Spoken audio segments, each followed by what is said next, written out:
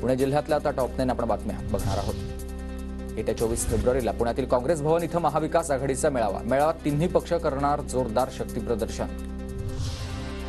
लोहमार्ग दुहेरीकरणासाठी मध्य रेल्वेच्या पुणे विभागात 22 फेब्रुवारीपर्यंत ब्लॉक। पुणे मिरज दरम्यान गाड्या रद्द करण्यात आल्या तर काही गाड्या विलंबाने धावतील।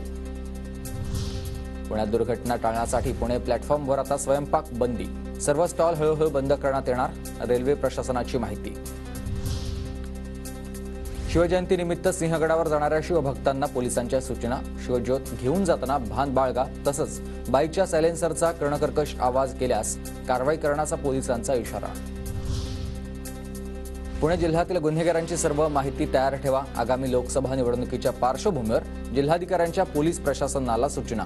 लोकसभा निवडणुकीच्या अनुषंगाने कायदा आणि सुव्यवस्थेबाबत बैठक पार पडली।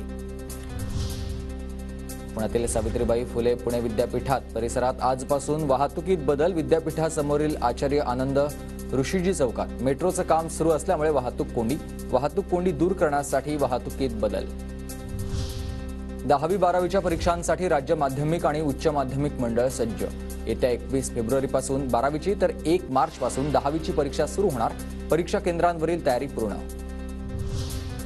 पुण्यात तब्बल 79,307 रुपयांची 22,301 नाणी वापरून साकारलाय शिवलिंग। शिवभक्त दीपक घोलप यांच्या शिवलिंगाची इंडिया बुक ऑफ रेकॉर्डमध्ये नोंद। पुण्याच्या भोर तालुक्यात कृषी विभागाकडून शेतकऱ्यांसाठी गुलछडी लागवडीबाबत कार्यशाळा। शेतामध्ये गुलछडी लागणीचे प्रात्यक्षिक दाखवण्यात आले, तर खतं, कीटकनाशकं, पाणी व्यवस्थापन याविषयी मार्गदर्शन।